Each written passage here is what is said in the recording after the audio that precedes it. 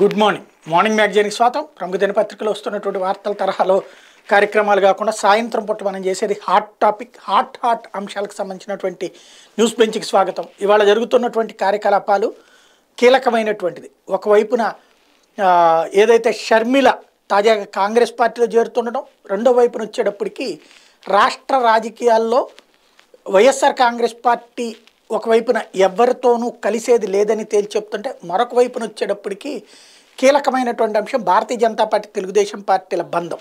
ఇంతవరకు 2018లో విడిపోయిన వీళ్ళిద్దరి మధ్యన మరొకసారి బంధం కలవబోతోంది అన్నటువంటి సంకేతం. ఈ రెండు కూడా ప్రస్తుతం పెద్ద చర్చనీయాంశం అవుతున్నాయి. అందులో మొట్టమొదటిది తెలుగుదేశం పార్టీ జనసేన కూటమికి భారతీయ జనతా పార్టీ యాడ్ అవ్వటం అన్నటువంటిది.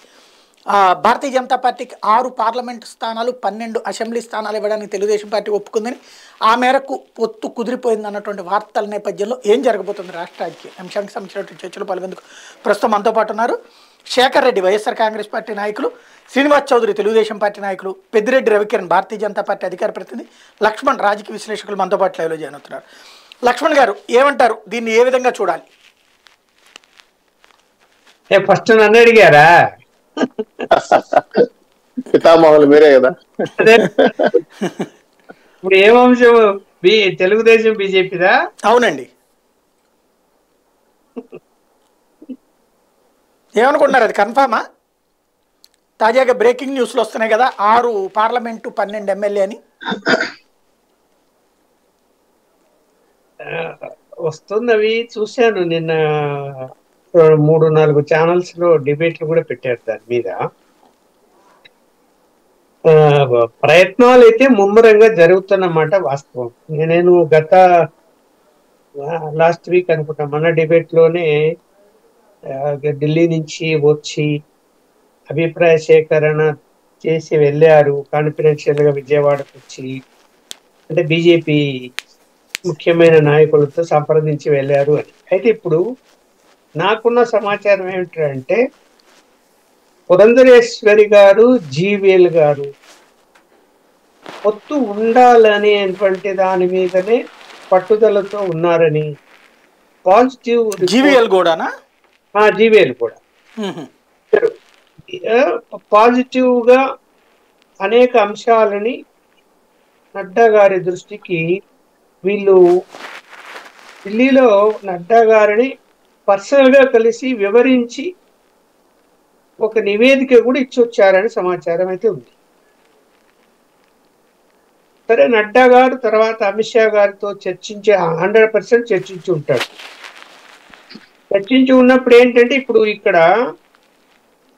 అవకాశాలు ఎక్కువ ఉన్నవి. ఎందుకు అంటే, బీజేపీ పరిస్థితిని మనం ఒకసారి అంచనా వేసుకున్నప్పుడు ఖచ్చితంగా ఫస్ట్ ప్రిఫరెన్స్ వాళ్ళు జగన్మోహన్ రెడ్డి గారికి ఇచ్చారు. ఇది 3 నెలల నుంచి జరుగుతున్నది. జగన్మోహన్ రెడ్డి గారికి వాళ్ళు ఏం చెప్తున్నారంటే, అంటే అది వివిధ వేరే రంగాలకు సంబంధించినటువంటి వాళ్ళు డీల్ చేస్తున్నారు దాన్ని, ఏది జగన్మోహన్ రెడ్డితో. ఆ పేర్లు అవసరం లేదు, చేస్తున్నమాట వాస్తవం. వాళ్ళు ఏం చెప్తున్నారంటే, అఫీషియల్గా పొత్తు పెట్టుకో, నీ పార్టీ ప్రొటెక్ట్ చేసే బాధ్యత మాది, రేపు ఏదైనా నీకు ఇబ్బందికర పరిస్థితులు వచ్చినా కూడా మేము పండగా ఉంటాము, కాబట్టి మీరు అఫీషియల్ గా పెట్టుకో అని. అంబానీ అదానీలా మేబీ. కాబట్టి ఇక్కడ ఏంటంటే, ఆ రాయబారం ఫలించలేదు. తర్వాత ఆయన ఎట్టి పరిస్థితుల్లో పొత్తు అయితే నేను పెట్టుకోలేను, నాకు ఇబ్బందులు నాకు ఉన్నవి, కానీ నేను మీతోనే ఉంటాను, గెలిచిన తర్వాత కూడా మీ మద్దతు అన్నది మీకే ఉంటుంది అన్నది కూడా స్పష్టంగా జగన్మోహన్ రెడ్డి గారు చెప్పినట్టే ఉంది. అయినా కూడా మరి పార్టీ పొత్తు లేకుండా ఎదిగే అవకాశం వెళ్ళేది కదా. ఇప్పుడు ఎవరి పొత్తులు లేవనుకున్నాం, బీజేపీ ఇండిపెండెంట్ గా పోతుంది. 0.23 నుంచి ఎంత పర్సెంటేజ్ పెరుగుతుంది? ఎక్కడ అసలు నాయకులు ఉన్నారు? 175 స్థానాలలో అభ్యర్థులు ఉన్నారా? అసలు ముందు 25 పార్లమెంటు స్థానాలకు అభ్యర్థులు ఉన్నారంటే ఉప్పలక్ష్మి కూడా అభ్యర్థిగా ఉన్నాడని చెప్పొచ్చు. అది కాదు పాయింట్. అక్కడ గెలిచే అభ్యర్థులు, డబ్బు ఉన్నటువంటి అభ్యర్థులు, అక్కడ లోకల్ గా పనిచేస్తూ గుర్తించినటువంటి నాయకులు కావాలి. ఇవాళ ఎన్నికల్లో గెలవాలి అంటే అలాంటి వారు ఉన్నారా అంటే లేని పరిస్థితులే కనిపిస్తున్నాయి. ఇతర పార్టీల నుంచి వచ్చే వాళ్ళ కోసం ఎదురు చూడాల్సిన పరిస్థితి వస్తుంది. ఎందుకు వస్తారు ఇతర పార్టీల వాళ్ళు? రాష్ట్రంలో అధికారం కావాలా అన్నది తెలుగుదేశం పార్టీ, అధికారం రేపు వస్తుందని నమ్ముతున్నారు. జనసేన తోడైంది, జనసేన కూడా మా ఇద్దరం ఉంటే అధికారం వస్తుందని నమ్ముతున్నప్పుడు ఆ పార్టీల నుంచి బీజేపీకి ఎవరు పోతారు? ఇప్పుడు ఎవరో టికెట్ రానోళ్ళు ఒకరో ఇద్దరు, అది తర్వాత అంశం. అది టికెట్ల సంగతి తేలిన తర్వాత. అలాగే వైఎస్ఆర్సీపీ నుంచి కూడా ఎవరైనా ఏదైనా వివిధ కారణాలు ఏమైనా ఉండి జగన్మోహన్ రెడ్డి గారిని ఎవరు పోతారు? ఇప్పుడు మనము ఆళ్ళ రామకృష్ణారెడ్డిని చూసాము. ఆయన వైసీపీ వదులుకున్నాడు, కానీ మళ్ళీ ఏమంటున్నాడు? ఇప్పుడు ఆయన బీజేపీ పోవాలని ఆలోచన ఏం చేయలే కదా, నేను షర్మిలతో పాటు ఉంటాను. అందువల్ల ఇక్కడ బీజేపీ వైపుకు ప్రముఖ నాయకులు కానీ, గుర్తింపు ఉన్నటువంటి నాయకులు కానీ వచ్చే పరిస్థితులు కూడా లేకుండా బీజేపీ ఒంటరిగా పోతే మళ్ళీ జీరోనే ఆంధ్రప్రదేశ్లో. అందువలన ఎందుకు ఎప్పుడు జీరోలోనే ఉండాలి, కొంచెమైనా మనము ముందుకు సాగాలి కదా అనేటువంటి దాని మీద ఇక్కడ కేంద్ర నాయకత్వం దక్షిణాది ప్రాంతాల యొక్క దక్షిణాది రాష్ట్రాలకు సంబంధించి ఇప్పుడు పూర్తిగా కేంద్రీకరించి ఉన్నారు. నేను చూసాం, మనము ముందు 2 సార్లు అట్లా పొత్తు పెట్టుకున్న తర్వాత ఎదిగిందా పోయిందా పార్టీ? అలా కాదు కదా, 2 సార్లు పొత్తు పెట్టుకున్నాక శాంతం పోయింది, ఇంకోసారి 10 ఏళ్ళు పోయింది, మళ్ళీ ఇప్పుడు ఇంకోసారి పోయింది. పొత్తు పెట్టుకోవడం వల్ల ఏం జరుగుతుంది? ఆ రోజు 2 పదవులు వస్తున్నాయి, 2 ఎమ్మెల్యే సీట్లు, 2 ఎంపీ సీట్లు వస్తున్నాయి. ఆ తర్వాత శాంతం పార్టీ 10 ఏళ్ళు పోతుంది కదా. ఇప్పుడు మొన్న 2018 తెలంగాణలో అట్లా పొత్తు పెట్టుకోకపోతేనే కదా అది ఎదిగింది. ఇప్పుడు కరెక్టే మిత్రమా, తెలంగాణ పరిస్థితి వేరు, ఇక్కడ వ్యతిరేకత అంత లేదు, అక్కడలాగా లేదు, ఆంధ్రప్రదేశ్ లాగా. ఇక్కడ పరిస్థితి ఇక్కడ పొత్తు పెట్టుకోవడం వల్ల గతంలో 4 పార్లమెంట్ సీట్లు వచ్చాయి, 8 అసెంబ్లీలు వచ్చాయి కదా. అప్పుడు పొత్తు పెట్టుకోక ముందు వచ్చింది 4 పార్లమెంటును 7 అసెంబ్లీ. రెండోసారి పొత్తు పెట్టుకున్నప్పుడు 7+12 వచ్చినాయి, 12 వచ్చాయి కదా. కాబట్టి ఇక్కడ మొన్నటిసారి ఉన్నాయి పోయినాయి కదా, 4 కదా వచ్చింది. మొన్న 13 పోటీ చేస్తే అవును, ఎంపీలు కూడా 2 వచ్చినాయి. 2 వచ్చాయి. అంటే పొత్తు పెరిగే కొద్దీ అది డౌన్ అయిపోతుంది. అదే ఇప్పుడు పురోగమనంలో తిరోగమనం. ఇప్పుడు అన్నిటికీ మించి బీజేపీ పరిస్థితి ఉంది అంటే పవన్ కళ్యాణ్ ఆల్రెడీ తెలుగుదేశంతో ఏదో ఒక ముందుగానే ఒక కోయిల ముందే కూర్చుంది అన్నట్టు ఆయన ముందే కూర్చున్నాడు. ఇప్పుడు ఆయన వదులుకోవడానికి బీజేపీ సిద్ధం లేదు. ఆయన తిరగబోతుందా, టీడీపీతో ఉండాలని పట్టుబడుతున్నాడు. ఇప్పుడు వదులుకుంటే ఇద్దరిని వదులుకొని అలా బీజేపీ ఒంటరిగా వెళ్ళాలి. మరి ఒంటరిగా వెళ్తే ఎలా ఉంటుంది, కలిసి వెళ్తే ఎలా ఉంటుంది అనే దాని మీద ఖచ్చితంగా అభిప్రాయ సేకరణ జరిగాయి. వీళ్ళ అభిప్రాయాలు ఏం చెప్పారో ఎవరికి తెలియదు. అది భువనేశ్వర్ గారు, జీవీఎల్ గారు ఏం చెప్పారో మనకు తెలియదు. కానీ పోయి కలిసిన మాట మాత్రం నిజమే, ఇది కలిశారు, పాజిటివ్ గా చెప్పారు అన్నది అంతవరకే నిజం. ఇప్పుడు ఏం జరుగుతున్నది ఇది అన్నది ఇంకా మనము ఖచ్చితంగా జనవరి 1st వీక్ లో ఖచ్చితంగా నిర్ణయం అనేది వెలువడుతుంది, ఇంకా ఆలస్యం అయితే ఉండదు. రైట్. రవికిరణ్ గారు, దేశం అంతా ఎదుగుతున్నామంటే ఇక్కడ మాత్రం తిరోగమనంలోకి వచ్చేసారా? అందుకనే గత్యంతరం లేని పరిస్థితుల్లో పొత్త. సాయి గారు, ముందుగా మీకు తోటి ప్యానలిస్టులకి, న్యూస్ బెంచ్ వీక్షకులందరికీ శుభ సాయంత్రం అండి. ఇప్పుడు మీడియాలో అనేకమైనటువంటి ఊహాగానాలు, వార్తలు చక్కలు కొడుతున్నాయి. రకరకాలు మీరన్నట్టు భారతీయ జనతా పార్టీ పొత్తు గురించి ఒక సైడు, ఇంకో సైడు జనసేన టీడీపీతో పొత్తు మీద పునరాలోచిస్తుందని ఇంకో సైడు. సో రకరకాల చర్చలు జరుగుతున్నాయి, రకరకాల ఊహాగానాలు మసాలాలు నూరి రకరకాలు చేస్తున్నారు. అది మీరు ఒకసారి గుర్తు చేసుకుంటే సాయి గారు, తెలంగాణ ఎన్నికల ముందు కూడా మన డిబేట్లోనే పలు సందర్భాల్లో బీజేపీ తెలుగుదేశం పార్టీతో తెలంగాణలో పొత్తు కోసం వెంపర్లాడుతుందని, దానికి టీడీపీ నాయకులే ఇష్టపడట్లేదని మన డిబేట్ లో కూడా మనం ప్రస్తావన చేసింది, దాని మీద డిస్కస్ కూడా చేసింది. మీరు కూడా నన్ను అడిగారు, ఏంటి వాళ్ళు ఒప్పుకోవట్లేదంటే మీరు ఏదో అడుగుతున్నారంట. ఆ తర్వాత కొన్ని డిబేట్లు ఎలా జరిగినాయి, బీజేపీ టీడీపీ వాళ్ళు వెళ్ళి బీజేపీని రిక్వెస్ట్ చేస్తారంట అని ఒకసారి. అలాగే అక్కడ ఉన్నటువంటి అప్పుడు రాష్ట్ర బండి సంజయ్ గారు కూడా మాకు ఎటువంటి పొత్తులు లేవు, ఎవరితోనూ పొత్తు, అప్పుడు ఇన్ఛార్జ్ గారు కూడా, ఆ తెలంగాణ రాష్ట్ర బీజేపీ ఇన్ఛార్జ్ గారు కూడా, తరుణ్ చుగ్ గారు కూడా మాకు ఎటువంటి పొత్తు లేదని కూడా ప్రకటన చేయవలసి వచ్చింది. అయినా సరే అక్కడితో ఆగలేదు. ఎందుకంటే టీడీపీ బీజేపీ ఏదో రకంగా పొత్తు కోసం టీడీపీతో వెళ్ళాలని చెప్పి వాళ్ళు మీడియాలో కథనాలు వండి వాచేశారు.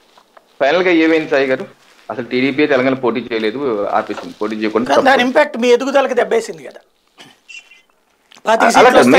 తెలంగాణలో వచ్చింది 1 నుంచి ఎందుకు వెళ్ళాం, ఎదిగినంత రావాల్సినంత స్థాయికి వెళ్ళలేకపోయాం. అది ఆ పొత్తుతో కాదు, మాకు కొంత గతంలో కూడా మనం చర్చించుకున్నాం, విశ్లేషించుకున్నాం దాని మీద. సో మేమైతే నెంబరు 1 నుంచి 18 పెరిగాం, 7 నుంచి 14% పెరిగింది. ఫైనల్ గా నేను చెప్పేది పొత్తుల విషయంలో అనూహ్యంగా జనసేన పార్టీతో పొత్తు లేదు అని స్పష్టంగా ఏ పార్టీతో పొత్తు లేదని చెప్పి కిషన్ రెడ్డి గారు కానీ బండి సంజయ్ గారు చెప్పిన వ్యక్తులు ఆలాపేశారని జనసేనతో పొత్తులోకి వెళ్ళి ఎన్నికలకు కూడా వెళ్ళాం కదా. సో నేననేది ఏంటంటే మీడియా రకరకాల ఊహలు, ఇప్పుడు తెలంగాణ అయిపోయింది, ఇప్పుడు ఏపీ మీద పడ్డారు, ఏపీ మీద పడి రకరకాలుగా దాని మీద ప్రచారం 6 ఒకటో 12 ఒకటో ఇంకోటో రకరకాల. ఇప్పుడు ఇలాగ జనసేన టీడీపీ పొత్తు మీద ఒక్కొక్క ఛానల్ ఏమో 60-70 ఛానల్ ఇస్తున్నారంట టీడీపీ అని చెప్పి ఒక ఛానల్ డిబేట్ పెడతారు, ఇంకో ఛానల్ ఏమో అసలు 20 ఏరట 20 కోట్లు ఇవ్వరట, ఇంకో ఏం సార్ 15 ఇంకో ఛానల్ పెడతారు. సో వాళ్ళ యొక్క రేటింగ్ల కోసం మసాలాలు నూరేసి రకరకాల దంచుకొట్రా కావేట్రంగా అన్నట్టు చేసుకుంటూ పోతున్నారు. అయితే నేను స్పష్టంగా చెప్పేది ఏంటంటే, ఇంతకు విశ్లేషకులు గారు కూడా చెప్పింది, వైసీపీ పార్టీతో భారతీయ జనతా పార్టీకి ఎటువంటి పొత్తు ఉండబోదు. ఓకేనా, మాకు అటువంటి లోపాయ నా బాహరే నా అందర ఏ లోపల లేదు బయట లేదు, ఎటువంటి పొత్తు లేదు. కేవలం ఏంటంటే కేంద్ర రాష్ట్ర ప్రభుత్వాల యొక్క సహకారం, ఈ దేశంలో అనేక రాష్ట్రాలు చేసే సహకారంతో ఆ రకంగానే ఉంటుంది తప్పితే అన్ని రాష్ట్రాల ముఖ్యమంత్రి ఎలా ఉంటారు, ఈ ముఖ్యమంత్రి ఎలా ఉంటారు, అలాగే అనేకమైన పార్టీలు మద్దతు ఇస్తున్నాయి. టీడీపీ మద్దతు ఇచ్చింది, ఇది మహిళా రిజర్వేషన్ బిల్లుకి టీడీపీ మద్దతు ఇచ్చింది, అలాగే రాష్ట్రపతి ఉపరాష్ట్రపతి టీడీపీ మద్దతు ఇచ్చింది, పక్క రాష్ట్ర బీజేడీ మద్దతు ఇచ్చింది, అలాగే జార్ఖండ్ ముక్తి మోర్చా ఐఎన్డీఏలో ఉన్నందుకు వాళ్ళు మద్దతు ఇచ్చారు. సో ఈ బిల్లులు చట్టాల మీద మద్దతు ఇవ్వడం ఆయా పార్టీలు దేశ ప్రజలను స్టాండ్ తీసుకోవాలి. అలా అయితే నేను గతంలో కూడా చూపించాను, టీడీపీ పార్టీ వాళ్ళ మహానాడులో తీర్మానం చేశారు కేంద్రానికి మద్దతు అని. సో మేము ఏ పార్టీతో అటు వైసీపీతో కానీ వైసీపీతో ఉండబోదు, టీడీపీతో కూడా ఈ క్షణం వరకు ఏం లేదు. రెండో విషయం, ఇప్పుడు టీడీపీతో పొత్తు మీద ఓకే మాకున్న మేము గతంలో డిబేట్ కూడా చెప్పాను, ఈ రోజు వరకు జనసేనతో పొత్తులో ఉన్నాం. మా యొక్క ఎన్డీఏ భాగస్వామైనటువంటి ఒక పక్షం జనసేన మాకు సంబంధం లేని, మా కూటమిలో లేనటువంటి పార్టీతో పొత్తు పెట్టుకుని వెళ్తా ఉన్నారు. మేము బీజేపీని కన్విన్స్ చేస్తాము, మాట్లాడతాం అని చెప్పి పవన్ కళ్యాణ్ గారు అంటున్నారు. మేము కూడా ఎన్డీఏలో భాగమే అని చెప్పేసి పవన్ కళ్యాణ్ గారు స్పష్టంగా 1-10 సార్లు చెప్తున్నారు. సో ఈ యొక్క సంక్లిష్ట పరిస్థితుల్లో ఏ రకమైన నిర్ణయం తీసుకుంటారని కేంద్ర నిర్ణయం పార్టీ నిర్ణయం తీసుకుంటే ఆ రకంగా అయితే వెళ్తారు. ఆ సమయం వచ్చినప్పుడు మేము తెలియజేస్తాం. అయితే నేను భారతీయ జనతా పార్టీ కార్యకర్తగా ఒక దశాబ్ద కాలం పనిచేస్తున్న వివిధ స్థాయిలో నాలాంటి కార్యకర్తలు, నిస్వార్థంగా పనిచేసే కార్యకర్తలు కొన్ని వేల మంది ఉన్నారు. అన్ని పార్టీల లాగానే అన్ని పార్టీ కార్యకర్తలు ఏ రకంగా ఆకాంక్షిస్తారో అలాగే మేము కూడా మా యొక్క ఆకాంక్ష కృత నిశ్చయం ఏంటంటే Bharatiya Janata party MLA candidate రాష్ట్రంలో ముఖ్యమంత్రి అవ్వాలి, బీజేపీ ప్రభుత్వం రావాలి, ఈ రాష్ట్రంలో ఉన్న కుల కుటుంబ అవినీతి పార్టీని పాల్గొనాలి, నరేంద్ర మోడీ గారు ఏ రకమైన పాలన ఇస్తే అటువంటి పాలన ఇచ్చే విధంగా భారతీయ జనతా పార్టీ రావాలని మేము రక్తం చివరి బొట్టు వరకు పోరాడతాం. దానిలో ఏ సెన్సిఫికేషన్ అక్కర్లేదు.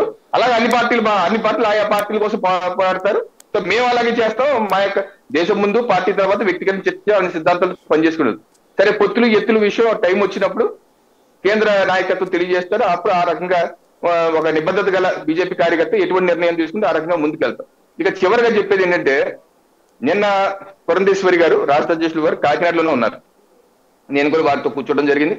వారిని కూడా నేను అడిగాను, పొత్తుల గురించి ఏంటి మేడం, మన జాతీయ ఆఫీస్ బేరర్స్ పదాధికార సమావేశం ఢిల్లీలో జరిగింది కదా, ఏదైనా పొత్తుల గురించి డిస్కషన్ వచ్చిందా ఏంటా అంటే అటువంటి డిస్కషన్ ఏం జరగలేదు రవి. కేవలం మన పార్టీ ఏ రకంగా ఎదగాలి, దేశంలో పరిస్థితులు ఏంటి, ఏ రకంగా తీసుకెళ్లాలి, మన యొక్క స్ట్రెంగ్స్ వీక్నెసెస్ దాని మీద చర్చించుకున్నాం కానీ పొత్తుల మీద ఎటువంటి చర్చ లేదు. నేను కూడా ఎటువంటి డిస్కషన్ నన్ను ఏం అడగలేదు. సో ఆ సమయం వచ్చినప్పుడు అడుగుతారు. ఈలో మన పని చేసుకుందాం. మనం అన్ని బూతులు 46,000 పోలింగ్ బూత్లు పని చేసుకుంటూ వెళ్దాం. ఇప్పటి వరకైతే పొత్తుల గురించి ఎటువంటి చర్చ లేదు రవి అని చెప్పి వారు కూడా నాకు స్పష్టంగా నిన్న చెప్పారు. సో ఏదైతే ఊహాగానాలు మీడియాలో వస్తుందో కేవలం ఒక సైకలాజికల్ మైండ్ గేమ్ చేస్తూ ఏదో రకంగా తెలంగాణ కోట అయిపోయింది కాబట్టి ఏపీలో బీజేపీని బద్నాం చేయాలనే ఉద్దేశంలో ఏదో రకంగా వండి వార్తాలనే ఆరాటం ఆతృత తప్పితే నాకు దాంట్లో ఏమి కనిపించట్లేదు సాయి. రైట్, ఇక్కడ ఒక కీలకమైన పాయింట్ ఏంటంటే ఈ పొత్తులకి సంబంధించినటువంటి దాంట్లో అంటే మీరు ఇందాక అన్నారు మీ రక్తం చివరి రక్త బొట్టు వరకు ఇప్పుడు కొత్త రక్తం ఎక్కిస్తే తప్పించి ఎదగలేని స్థాయికి భారతీయ జనతా పార్టీ, అంటే ప్రధానమంత్రి నరేంద్ర మోడీ 2 సార్లు వచ్చింది. ఇదివరకు అంటే వాజ్పేయి గారు ఓసారి 13 నెలలు 13 రోజులు 13 నెలలు తర్వాత 5 ఏళ్ళు, కానీ ఆ టైంలో కొంత సాధించారు పొత్తు, తర్వాత 10 ఏళ్ళు దెబ్బతిన్నారు. ఇప్పుడు మోడీ వచ్చి ఇన్నేళ్ళైనా పార్టీ పుంజుకోకపోవడం వలన గత్యంతరం లేని దశలో ఉన్నారా? మీ దృష్టిలో ఒంటరిగా పోటీ చేస్తే ఎంత పర్సెంటేజ్ వస్తాయి, ఎంత సీట్లు వస్తాయి ఎక్స్పెక్టేషన్? లేదు కలిసి పోటీ చేస్తే ఏ అవకాశం ఉంటుంది? అంటే ఇందాక విశ్లేషకులు వారు బీజేపీకి ఇప్పుడు ఉంది 0 అని అన్నారు. దాని మీద చెప్పడం మర్చాను. ఒకటి 2019లో మాకు వచ్చిన ఓట్లు 0.86, ఓకే. కానీ ఆ తర్వాత రాష్ట్రంలో జరిగిన అనేకమైన స్థానిక ఎన్నికలు, ఉప ఎన్నికలు మేము కంటెస్ట్ చేశాం కదా. ప్రధాన ప్రతిపక్ష పార్టీ అసలు స్థానిక సంస్థల నుంచి మిడిల్ డ్రాప్ అయిపోయి వెళ్ళిపోయారు. మేము పోటీ చేసాం. మాకు ఆ స్థానిక సంస్థలు పోనీ లేటెస్ట్ గా జరిగిన ఎమ్మెల్సీ ఎన్నికలు తీసుకోండి 5%, ఉప ఎన్నికలు సరే మీరు అనొచ్చు టీడీపీ పోటీ చేయలేదు వాళ్ళ ఇష్టం, అది మాకు వచ్చిన ఓట్లు అంటే 15%. పోనీ ఎంపీటీసీ జెడ్పీటీసీ తీసుకోండి, మాకు వచ్చినంత 7%. సో మేము ఎక్కడ 0లో ఉన్నాము, ఎక్కడ 0.86 దాటి వెళ్ళాం కదా. లేటెస్ట్ ఎమ్మెల్సీ ఎన్నికలు కూడా ఉన్నాయి కదా, అది ఒకటి.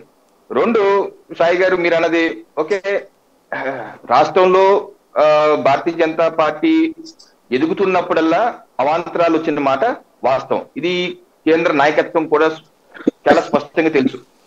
ఎందుకంటే 98లో అత్యంత బలంగా వచ్చాం, ఒంటరిగా వెళ్ళాం. సరే లక్ష్మీపార్వతి గారి పార్టీకి వెళ్ళినప్పటికీ ఆల్మోస్ట్ ఒంటరిగా వెళ్ళినట్టు. మాకు గణనీయమైన 20%, ఏపీలో కూడా 20% కన్నా ఎక్కువ ఓట్లు వచ్చాయి. అలాగే మేము ఒంటరిగా వెళ్ళుంటే 99లో అప్పుడు టీడీపీకి 98లో రాలేదు కదా, 3rd ప్లేస్కి వెళ్ళిపోయారు. అది కాంగ్రెస్, మేము, తర్వాత టీడీపీ 3rd ప్లేస్కి వెళ్ళిపోయారు. సో పొత్తులో వెళ్ళటం వల్ల ఆ రోజు పార్టీ నష్టపోయాం. అలాగే 2014లో కూడా పొత్తులో ఊపున్నప్పుడు మేము ఒంటరిగా వెళ్ళకుండా టీడీపీతో వెళ్ళటం వల్ల మేము కూడా మళ్ళీ ఇప్పుడు 0.86 వచ్చేసాం కదా.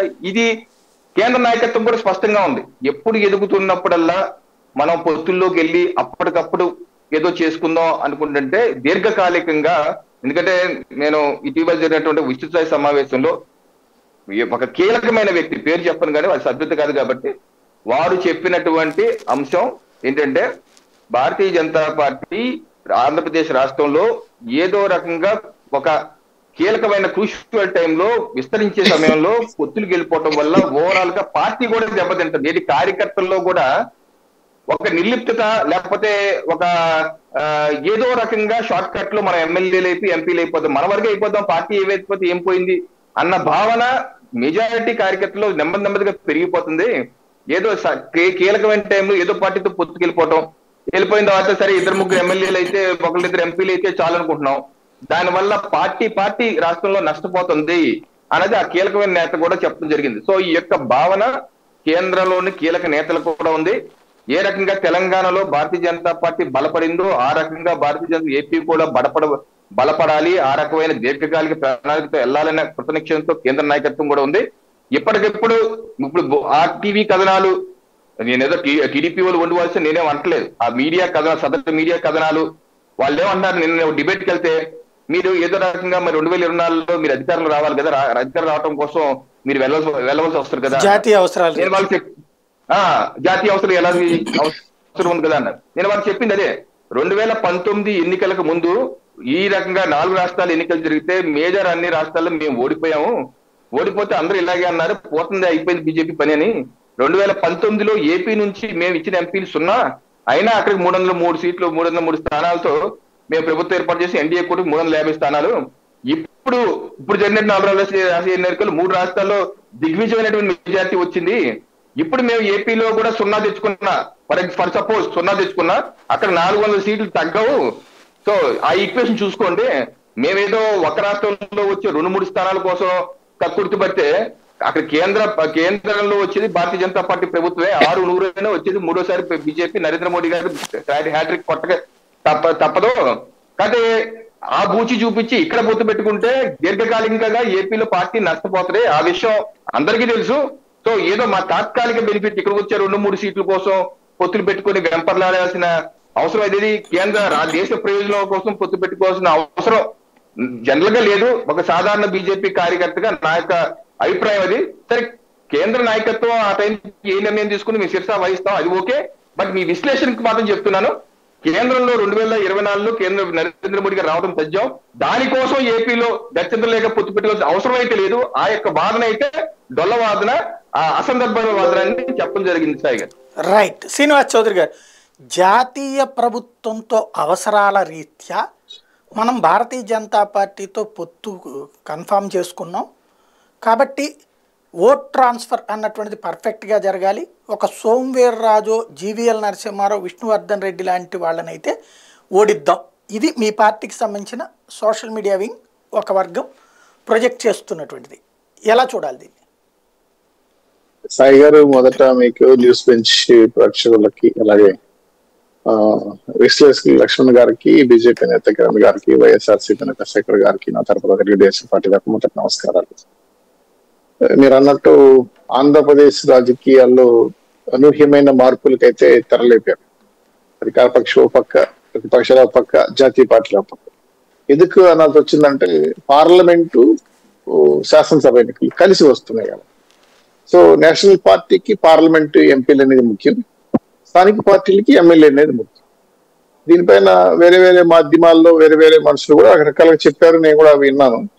అందులో వాళ్ళ అభిప్రాయాలు మాత్రం కానీ ప్రకటించింది అధికారికంగా ఏ పార్టీలు. తెలుగుదేశం పార్టీగా మేము జనసేనతో మాత్రమే పొత్తులో ఉన్నాం. మేము ఏ పార్టీలోనూ కాంగ్రెస్ కూటమి కానీ బీజేపీ కూటమి కానీ మేము లేవు. అధికారికంగా మా వాళ్ళు ఎవరు చెప్పలేదు కాబట్టి ఆ దిశగానే మేము అడుగులేస్తాం. రెండు, మీరు అన్నట్టు అవసరాల దృష్ట్యా అంటే మా మహానాడులోనే మేము దశల వారీగా బీజేపీకి మద్దతు ఇవ్వాలని మా పార్టీ నాయకులు చెప్పారు. అది కాకుండా మాకున్న విభేదాలు కూడా చెప్పారు. ఎందుకంటే ప్రత్యేక హోదా, రాష్ట్ర విభజన అంశాలు తప్ప మాకు పెద్ద విభేదాలు లేవని చెప్పలేదు. అయితే ఈ జనసేన తెలుగుదేశం పార్టీ పొత్తు తర్వాత పవన్ కళ్యాణ్ గారు మాత్రం మేము బీజేపీ వాడిని ఒప్పిస్తానని చెప్పి తను బాధ్యత తీసుకోవడం, మాట్లాడడం జరుగుతుందనేది ఒక అంశం ఆయన చెప్పారు కాబట్టి. సో మేమైతే వాళ్ళని ప్రశ్నించలేదు, వీళ్ళని ప్రశ్నించలేదు. అదే జాతీయ అవసరాలంటే రాష్ట్ర ప్రయోజనాలకు ముఖ్యంగా ప్రాధాన్యత ఇస్తాం. ఒక పక్కేమో కాంగ్రెస్ నేను అధికారంలోకి వస్తే ప్రత్యేక హోదాకి మొదటి సంతకం చేస్తారని వాళ్ళు జోడయాత్రలో రాహుల్ గారే చెప్పారు. ఆ తర్వాత మోడీ గారేమో పార్లమెంట్ సాక్షిగా ఆంధ్ర రాష్ట్రానికి నష్టం జరిగిందని డైరెక్ట్ గా ప్రకటన చేశాడు. సో ఆంధ్ర రాష్ట్ర విధానాలపైన ఏ పార్టీలు ఏ విధంగా మాట్లాడుతున్నాయో చూసుకోవాలి. రెండు, ఎలక్షన్స్ టైం ఉంది, ఎలక్షన్ షెడ్యూల్ రావాల్సి ఉంటుంది. సంక్రాంతికి అంతా మా ఉమ్మడి మేనిఫెస్టో, జనసేన తెలుగుదేశం పార్టీ ఉమ్మడి మేనిఫెస్టో రిలీజ్ అయిపోతున్నాం. ఎన్నికల షెడ్యూల్ వచ్చిన వెంటనే అభ్యర్థులు కూడా రిలీజ్ అయిపోతున్నాం. ఇప్పుడు జగన్మోహన్ రెడ్డి గారి పరిస్థితి మీకు రాష్ట్రంలో పరిస్థితి చూస్తున్నాను. మీరు రాష్ట్ర అవసరాల దృష్ట్యా అంటే నాకున్న సమాచారం ప్రకారం మీరు చెప్పిన సంఖ్యలు 6, 5, 12 ఇట్లా చెప్తున్నారు. అదే విధంగా వైఎస్ఆర్సీపీ కూడా ఎంపీలు వాడికి చేసి ఎమ్మెల్యేలు మాకు తీసుకోవడానికి కూడా ప్రపోజల్ చేశారని కూడా ఇంకో వాదన. సరే, ఇవన్నీ వాదనలే తప్ప వాస్తవాల్లో ఎక్కడ అధికారికంగా ఎవరు చెప్పలేదు కాబట్టి దాని మీద చర్చ అనేది నాకు తెలిసి అంత రసవత్తరంగా ఉండదేమో. కాకపోతే ఏంటంటే రాష్ట్రంలో ఒక రకమైన ఉత్కంఠ రేపే అంశాలు అయితే ఇవన్నీ వస్తున్నాయి. ఎందుకంటే ఇప్పుడు కూడా ఆదినారాయణ రెడ్డి గారు ఒక మాధ్యమంలో కూర్చొని జనసేనతో మాకు ఆల్మోస్ట్ కన్ఫర్మ్ అయిపోయింది, వాళ్ళతో ఉంటే ఇంకా టీడీపీలతో ఉన్నట్టే కదా అని మాట్లాడుతున్నారు. స్కోలింగ్ వస్తుంది, డైరెక్ట్ గా ఆయన కూడా కూర్చోన్నారు అక్కడ.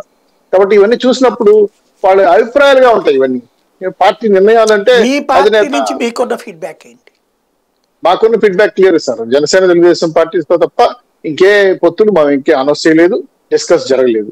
మీరు అన్నట్టు శర్మిలా గారితో డీకే మాట్లాడారా, లేదా కేవీ మాట్లాడారా, లేదా శివకుమార్ గారు చంద్రబాబు గారు మాట్లాడారా, లేదా చంద్రబాబు నాయుడు గారు బీజేపీ నాయకులతో మాట్లాడారు. ఇవన్నీ మాటలు, సంభాషణలు లోకేష్ గారు కలిశారు కదా, ఇవన్నీ జస్ట్ డిస్కస్ మాత్రమే. కానీ రాష్ట్ర వ్యాప్తంగా పార్టీ ఒక పిల్లల కూర్చొని ఈ పార్టీలతో ఈ శక్తి సర్దుబాటు చేస్తున్నాము, మా అభిప్రాయాలు తీసుకుంటాం అనే అభిప్రాయాలు ఎక్కడ రాలేదు. ఆ చర్చ కూడా రాలేదు. అంతకన్నా ముఖ్య విషయం ఏంటంటే జనసేన తెలుగుదేశం పార్టీ సీట్ల అడ్జస్ట్మెంట్ లోనే మేము స్థానిక నియోజకవర్గ స్థాయి నుంచి మేము సమావేశం జరుగుతున్నాం కాబట్టి అక్కడ కూడా మాకు ఎక్కడ చర్చకు రాలేదు. అయితే జాతీయ అవసరాల దృష్ట్యా పార్టీ నిర్ణయాలు తీసుకుంటుందేమో, బీజేపీ కూడా నిర్ణయం ఒప్పుకుంటుందేమో, లేదా పవన్ కళ్యాణ్ గారు ఒప్పిస్తారేమో, ఇవన్నీ ఏమో అనుకోవాల్సిందే. కానీ మీరు అన్నట్టు కొంత మీరు అంటే మీడియాలో ఉండేవాళ్ళు కొంతమంది వాళ్ళతో కలిసినప్పుడు ఏదో రకంగా మాటలు వస్తుంటాయి కాబట్టి అవిటి మీకు బూస్టింగ్ వస్తాయంటే దాని మీద చర్చ కూడా వివిధ ఛానల్లో చర్చలు కూడా జరుపుతున్నారు. ఒక ఛానల్ అయితే ఏకంగా ఇద్దరు కలిపి 50 సీట్లు ఇచ్చేస్తున్నారు కూడా అనౌన్స్ చేసి ఇచ్చారు మార్నింగ్. సో నేను అది కూడా చెప్పాను, కాదని చెప్పాను. ఇంకో విధంగా కూడా ఏంటంటే రాష్ట్ర అవసరాల దృష్ట్యా జాతీయ పార్టీ నిర్ణయాలపైన కూడా మేము మీనమేషాలు కొంత ఆలోచించాల్సి వస్తుంది. ఎందుకంటే ఏ పార్టీ ఎటువంటి రాష్ట్ర ప్రజలకు మాట్లాడుతున్నది మాట్లాడాల్సి వస్తుంటది. ఖచ్చితంగా మీరు అన్నట్టు పొత్తు అయితే వచ్చింది అనుకుంటారు, బీజేపీతో వచ్చినా ఇంకోరితో ఎవరితో వచ్చినా కూడా కొన్ని కండిషన్స్ అయితే నేను అనుకుంటున్నాను, నా వ్యక్తిగత అభిప్రాయం కండిషన్స్ అయితే పెడతారేమో. ఎందుకంటే రాష్ట్రానికి ఏదైనా సాయం చేయాల్సి ఉంటది, రాష్ట్ర హోదా పైన కానీ లేక రాష్ట్ర విభజన అంశాలపైన కొన్ని కండిషన్స్ ఉంటాయేమో అనుకుంటున్నాను. అది కూడా నాకు సబ్జెక్ట్ తెలియదు. స్థాయిలో తెలుగుదేశం ఉందా? తప్పే ఉంది సార్. ఇప్పుడు నేను మా రాష్ట్రానికి ఇవి రావాలేదు సార్, నేను ఇక్కడ ఓ పక్కన మీరు అధికారం కోసం తిప్పలు పడుతున్నారు. బీహార్లో భారతీయ జనతా పార్టీ అధికారంలో ఉంది, అది హోదా అడుగుతున్నటువంటి, అంటే అధికారంలో ఉండి మొన్న ప్రతిపక్షానికి అయింది నితీష్ కుమార్ అటు వెళ్ళడం వల్ల వాళ్ళు హోదా అడుగుతున్నారు, తమిళనాడులో హోదా అడుగుతున్నారు, తెలంగాణ వాళ్ళు హోదా అడుగుతున్నారు, దేశం మొత్తం హోదా అడుగుతున్నప్పుడు నువ్వు హోదా ఇస్తానంటే పొత్తు పెట్టుకుంటానని కండిషన్ పెట్టే స్థాయిలో తెలుగుదేశం ఉందా? మంచి అంశమే చెప్పారు. కానీ 5 కోట్ల ఆంధ్ర ప్రజల దృష్ట్యా గతంలో పార్టీ ఇచ్చిన హామీని వదిలేసుకునింది. మళ్ళా ఎందుకు మేము ఇంకో తప్పు చేయాలి? కదా మీరే తర్వాత ఇప్పుడు మళ్ళీ కావాలని వెనక్కి వెళ్ళారు, మీరు దెబ్బతిన్నారు. నేను అది కూడా వస్తాను, ప్యాకేజ్ అన్నారు, స్పెషల్ వెహికల్ పర్పస్ అన్నారు, కొన్ని రకాలుగా నష్టపోయాం. అప్పుడు మాకు రెవెన్యూ లోటు కూడా రాలేదు. ఆ తర్వాత ఈ పోలవరం క్లియర్ గా వచ్చింది, అందులో ఏం లేదు. ఆ తర్వాత అడగకపోయినా వచ్చింది, మిగిలింది అడిషనల్ ది వాళ్ళు మళ్ళీ సంపాదించుకున్నారు.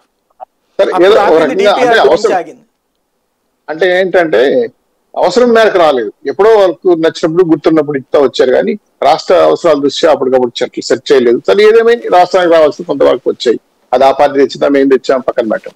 అయితే ఇప్పుడు జరగబోయే ఎన్నికల్లో 2024 ఎన్నికల్లో చాలా క్రూషియల్గా ఉండే అంశం ఏంటంటే రాష్ట్ర ప్రజలు కూడా కోరుకునేది ఏంటంటే రాష్ట్రం బాగా దివాలా తీసిపోయింది. జాతీయ పార్టీలు కూడా ఏం చెప్తారని ఆలోచన జనాలు కూడా ఉన్నారు. మేమైతే రాష్ట్ర ప్రజలకు కట్టుబడి ఉన్నాం, మేము మద్దతు ఇవ్వాలన్నా తీయాలన్న కండిషన్ పెట్టుకున్నారంటే ఇప్పుడు రాష్ట్ర పరిస్థితుల్లో రాష్ట్ర అన్ని పార్టీలు తెలుగుదేశం జనసేన తిరుగుతున్నప్పుడు మాకెందుకు సార్ భయం, ఎందుకు అడుక్కోవాలి, మేము ఎందుకు కండిషన్ పెట్టకూడదు? జనసేన పొత్తు లేకుండా మీరే గెలవలేమన్నటువంటి ఫియర్ తో ఉండి భారతీయ జనతా పార్టీ కండిషన్లు పెట్టే స్థాయిలో ఉన్నారని అడిగారు. సరే అది పక్కన పెట్టండి, ఒక పాయింట్ చెప్పండి. మీ దృష్టిలో జనసేన భారతీయ జనతా పార్టీ పొత్తు పెట్టుకుంటే ఎన్ని సీట్లు ఇవ్వదగ అర్హత ఉందని మీరు భావిస్తున్నారు? సార్ ఇది చాలా శాస్త్రీయమైన ప్రశ్న. దీనిపైన మా పార్టీ ఏం సర్వే చేయలేదు. మేము జనసేన తెలుగుదేశం పార్టీ కూర్చొని బీజేపీకి ఇవ్వాలి అని అనుకోలేదు. ఎందుకంటే బంధమే లేనప్పుడు సార్ జనసేనకు 75 ఇవ్వచ్చు, బంధం ఉంది కదా దానికి. సార్ జనసేన తెలుగుదేశం పార్టీ మధ్యలో జాయింట్ యాక్షన్ కమిటీ చెప్తాది, మాకెవరికి అధికారాలు లేవు, ఎన్ని సంఖ్యలు ఇస్తున్నాం ఎన్ని ఇస్తున్నాం చెప్పే అర్హత మాకు లేదు. జాయింట్ లో తెలుగుదేశం ఉంది కదా సార్, జాయింట్ లో తెలుగుదేశం కూడా ఉంది కదా. ఉంది సార్, అదే జాయింట్ యాక్షన్ కమిటీ కూర్చొని సర్వేలు, పవన్ కళ్యాణ్ గారికి సర్వేలు ఉన్నాయి, మాకు సర్వేలు ఉన్నాయి, ఏ ప్రాంతంలో వాళ్ళకి బలం ఉందని వాళ్ళు లెక్కేస్తున్నారు. సర్వేలు నేను కూడా తయారు చేసి పంపిస్తాను మీకు అందరికి. ఇయ్యండి సార్, తప్పే ఉంది. పార్టీ కదా ఇప్పుడు జనసేన సర్వేలో జనసేనకు 100 సీట్లు వస్తాయి, తెలుగుదేశం సర్వేలో తెలుగుదేశం 170 వస్తాయి, సర్వేలో వాళ్ళకు 180 వచ్చేస్తాయి. ఎవరి సర్వేలో కాంగ్రెస్ పార్టీకి కూడా 10 వస్తాయట వాళ్ళ సర్వేలో. సాయి గారు నాకున్న సమాచారం వరకు గతంలో కూడా మీకు కూడా చెప్పాను, సెటిల్ అడ్జస్ట్మెంట్ అయితే అయిపోయింది. కాకపోతే పవన్ కళ్యాణ్ గారు చెప్పిన మాట ఏంటంటే బీజేపీ వాళ్ళు ఎలా ఉంటారనేది వెయిట్ చేద్దాం అన్న పాయింట్ కూడా ఆగున్నాం, అంతేగాని వేరే విషయాలు ఏమి లేవు. సార్ చెప్పండి. మీరిచ్చిన సీట్లు గౌరవప్రదమా, వాళ్ళకు వచ్చే సీట్లు గౌరవప్రదమా? ఇద్దరు కలిసి డిస్కస్ చేసుకుని నిర్ణయానికి వచ్చేది గౌరవప్రదం. కార్యకర్తలు గౌరవప్రదమా కాదా? సార్ పార్టీ ఇక్కడ జనసేన కార్యకర్తల దృష్టిలో గౌరవప్రదం అంటే మినిమం 50, మాక్సిమం 75 అండి. అదే తెలుగుదేశం పార్టీ దృష్టిలో గౌరవప్రదం అంటే ఎంత? 15, 25, 50? జనసేన పార్టీ కార్యకర్తలు నాయకులు వాళ్ళ అభిమానులందరూ కూడా వాళ్ళ నాయకుడు అధినేత కావాలనుకోవడం తప్పులేదు. మా పార్టీలో అటువంటి ఒపీనియన్ ఉంటుంది. కానీ వాళ్ళిద్దరు డిసైడ్ చేసుకున్నారు, ఆఫ్టర్ ఎలక్షన్ తర్వాత మేమే మాట్లాడుకొని డిస్కస్ చేసుకుంటామన్నారు. సో వాళ్ళిద్దరికి అప్పచెప్పేసాం. మేము కాంట్రవర్సీ ప్రకటనలు ఇవ్వడం అనేది సమంజసం కాదు. మా మెయిన్ టార్గెట్ ఏంటంటే జగన్మోహన్ రెడ్డి గారి ప్రభుత్వాన్ని ఇంటికి పంపించడం మా టార్గెట్. దానికోసం జనసేన తెలుగుదేశం కలిసింది. రాష్ట్రంలో కూడా మాకు అనుకూలంగా వేవ్ వస్తా ఉంది.